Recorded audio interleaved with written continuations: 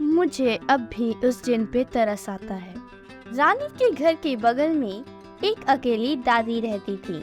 उनका ना तो कोई बच्चा था और ना ही कोई रिश्तेदार। रानी रोज उन्हें सुबह शाम खाना पानी दिया करती थी।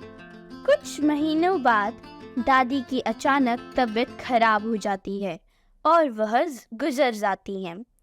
वो घर अब खाली खाली सूना रहता था। एक दिन रानी ने अपनी माँ से पूछा, माँ, क्या दादी के पास कोई भी नहीं था? उसकी माँ ने बताया, नहीं बेटा, बहुत पहले उनका एक पोता था, वो अचानक गायब हो गया।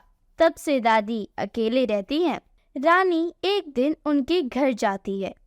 अंदर काफी पुराना सामान था, पर फर्श पे एक सिक्का पड़ा था। वह उस सिक्के को उठाती है। जैसे ही वो उस सिक्के को उठाती है, उसके पास एक जिन आ जाता है।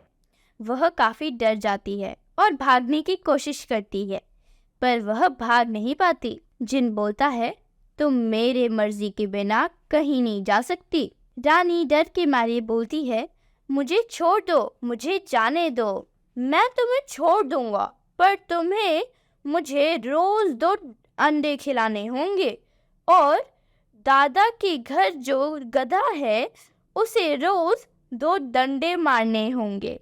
रानी बोलती है कि ठीक है, मैं तुम्हें रोज अंडे खिलाया करूंगी।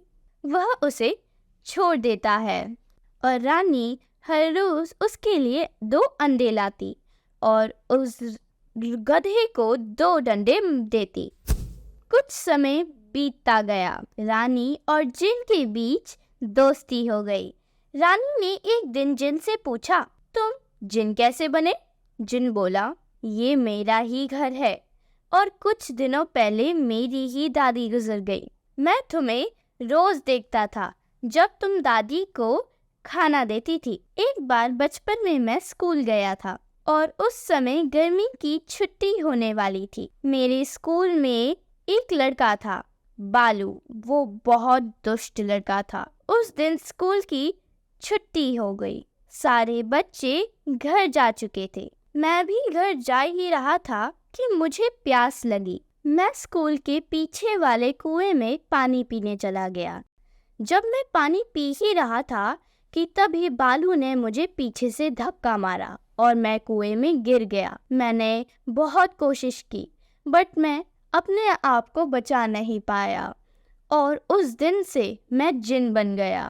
और जिस गधे को तुम रोज डंडा मारती हो, उसे मैंने ही गधे के शरीर में बंद करके रखा है।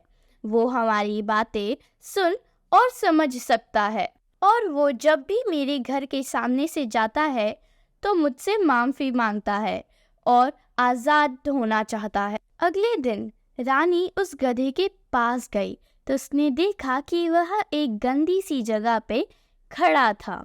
उसके पीठ पे चोट लगी थी जिससे खून आ रहा था और उसके आंखों में आंसू भी। वह जिन से बहुत जिद करती है कि उसे आज़ाद कर दो, उसे अपने किए का फल मिल चुका है।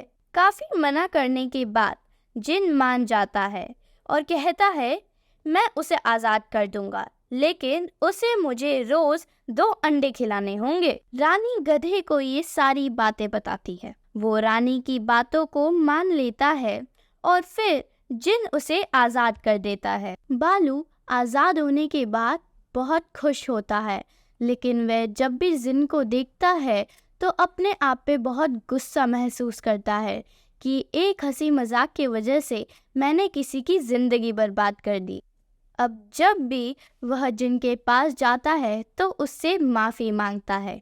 धीरे धीरे जिन भी उसे माफ़ कर देता है और वह दोनों आपस में दोस्त बन जाते हैं। तो इस कहानी से हमें यह सीखने को मिलता है कि हमेशा करने और बोलने से पहले एक बार सोच लेना चाहिए।